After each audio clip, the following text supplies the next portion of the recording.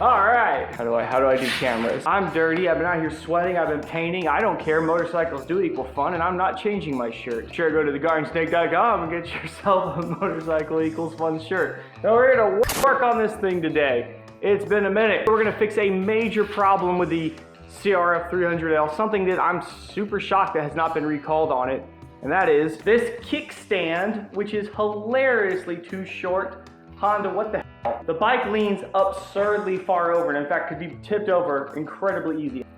It literally will pull itself off the ground. So this lean angle is just way too much. Now I'll say when we actually throw Supermoto wheels on it, sure, that'll be nice, but I'm also gonna have it in this trim many times. In fact, the situation is actually gonna get worse when the suspension gets fixed, because right now it's so soft that it kind of helps out a little bit, but that rear end is ridiculous. As soon as we have some suspension parts, those have got to go on. So I was sitting there thinking, okay, I could keep that kickstand, maybe buy a second one. But I don't know, but I'm like, oh, then I'm gonna have two, because I want to be able to quick swap between Supermoto setups, Enduro dual sport setups, and well, when it's in adventure mode and there's a bag on the back, so I'm gonna need a long one and a short one at times. I told you guys the bike's been at T-Rex Racing. I know they make adjustable kickstands for their bikes, and I said, hey, I think you guys should make one for this bike. Thanks to T-Rex Racing, we have an adjustable kickstand. I'm gonna be able to literally pull one bolt when I'm switching between Supermoto and all the other setups, and have a kickstand that goes from the stock height, the lowered heights, the longer. This is what we needed right here.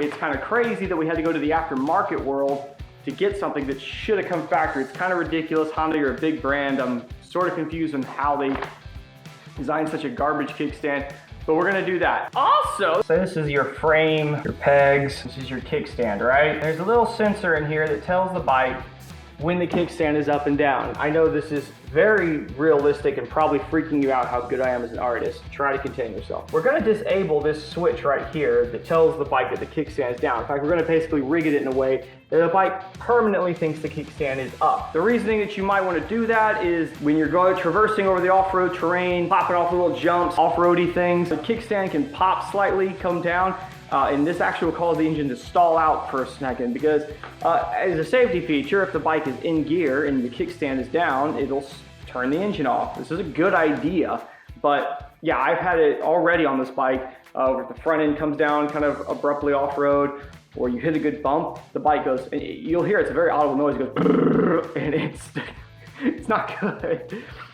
This can actually get dangerous in certain scenarios. Like I remember the time I was jumping my brother's DRZ, doing a little jump thing, and every time I'd come to the face of it, literally just the compression of the bike kind of going into the face of it would cause the kickstand to drop, pop, come back up. But it's the worst time as you're about to plop off a jump. It's the same as if you just chop the throttle abruptly, which makes it very, really easy to fix. It will require you to use your brain a little bit, because the bike can now go in gear with the kickstand down. Let's get the bike up on the stand and do our stuff. Got the bike up on the lift. If you haven't seen that video, interested in the lift, go check this thing out. I built this for, I think, under 200 bucks. I think it's a very good garage type lift. A little bit nicer than working on the floor. Let's start by just taking all this stuff apart. Get you a spring puller. And I like to use an old set of motorcycle gloves, just some kind of gloves on, because you gotta pull this spring here and it can get a little dicey. I might have to say a couple swear words. Yummy, no, stand on two wheels projects, little guy. There we go. There's a big old 17 on the back here, 8mm in the front.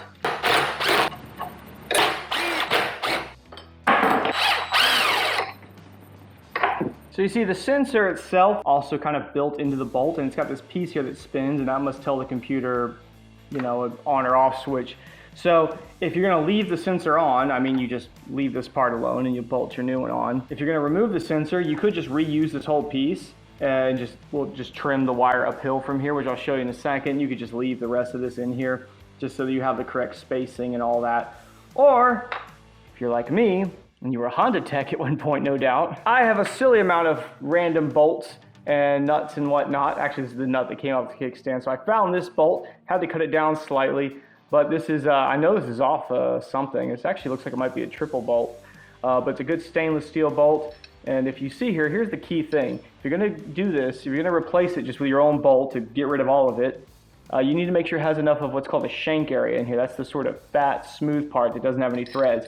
And you'll know it's the right amount because when you put it in here, it'll basically bottom out in here, and you see this whole center section is now filled with a shank area. There's enough room to put our nut on. We had to trim it because this was a little long. And that's what you're looking for. What you don't want to do is just stick a bolt in there with a bunch of threads, because that's what's going to be riding on the frame down here, and that'll end up tearing the frame up. And because this is a steel frame, you'll be cutting through the paint, powder coat, whatever they put on here. It seems pretty thin, thrashing up the whole thing there. Since I know I'm going to fully remove this sensor, I hate these kinds of things right here. They've got a couple of these little like tabs that are in the frame that I got to undo to get this out. You just have to kind of push these back, and I'm not a fan of these things because it's sort of break while I'm doing this, and I've got a raw piece of metal I'll have to paint.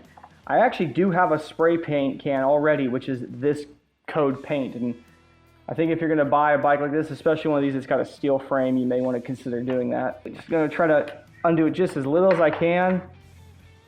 Same here with this one. I'm going to bend these back now. Taking a screwdriver, put a small piece of electrical tape on it so I don't scratch anything up. 6mm Allens.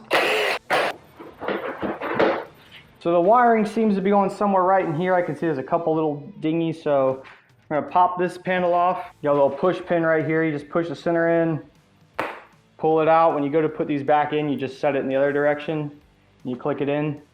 Pretty simple. If you just made these ones the same as the seat Honda, that would have been nice. 5mm. Oh, that's it. Okay, cool. Just two little things. There's no weird slidey thing. Our wiring is kind of right back here. I'm gonna see if I can just maybe get away with just sort of flexing this a little without fully removing it. Yeah, it's this one right here. It's got a green and a white on it. This sensor is now unplugged. It doesn't know what it's saying. So if it is open, let's try something here. I'm gonna put it in gear. I got the clutch in. When I put this in gear, if it stalls out, then that means we need to bind those wires together. Yeah, I'll go for second. I beg you second. Yeah, luckily again, this is just a 2-pin connector. Some of the European ones, like Husqvarna and all those guys, some of those guys do like a weird multi-pin thing. You actually have to have like a resistor. It's dumb. So with a small screwdriver though, I can take this connector, the female side of it, and I can push this across here, and this will jump that temporarily here. So let's try this again. And I've got the wheel off the ground now because this is going to be a little tricky. All right, now if I put it in gear, yeah, see that? Now watch this. We need to jump those two connectors together. That's how they most commonly are. I'm really not sure how Honda expects me to be able to get this wire through this little passage right here. I mean, maybe this will fit, but this seems really silly. I was about to say, you might have to cut it to get it through there. I thought that might be one of those things where they stuck it through there and then pinned it, but maybe that's why it's such a small connector. You don't need a ton of space for this. I'll just cut it somewhere about here. Again, this way, I'm not modifying the wiring harness. I'm just modifying some other stuff that goes downhill from it, which is always cheaper than the wiring harness if we ever wanted to go back, which I don't know why we would ever want to do that, but I like to leave myself that option just in case. You could just throw some tape on this and put it back, but let's do it the right way. You know, always give me a hard time because I never use any of this stuff, but like, here's some flux for you. Look at that. Let's get fancy with it.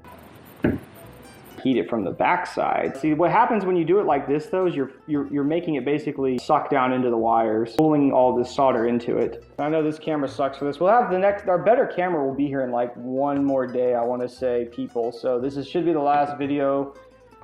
Basically, I'm using an action camera right now. It's not terrible, but it's not the best. And it's definitely not good at stuff like this. It's just not. Put a piece of shrink wrap on here. Shrink wrap. Oh, I've got a kill mark. That's good. I know we're not covering the whole thing. We're not trying to right now. I'll show you what we're gonna do with that. We're gonna make this look super pro. See now how we got this little dingle end?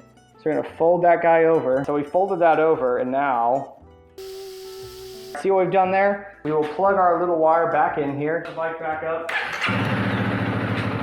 Pull the clutch in. Stick her in gear.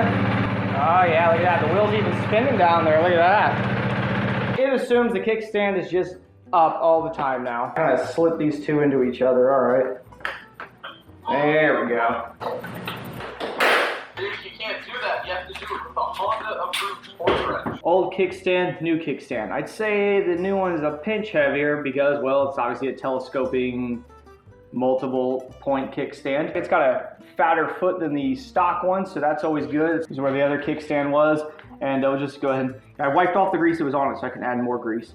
my own choosing. We'll put that on kind of both sides there. Then on the bolt here in the shank area, I'm gonna add a little bit too. It's kind of a weird thing. So you put grease here and it's gonna attract dirt.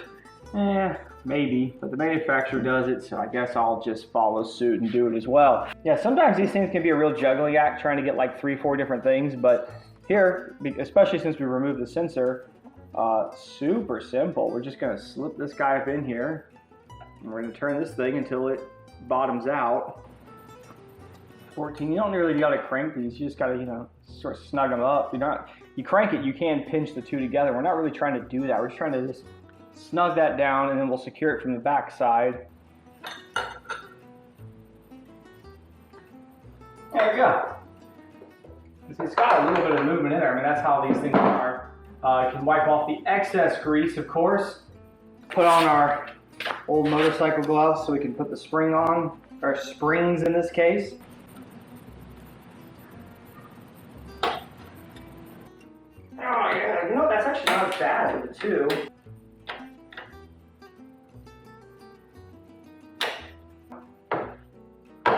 Hey, look at that.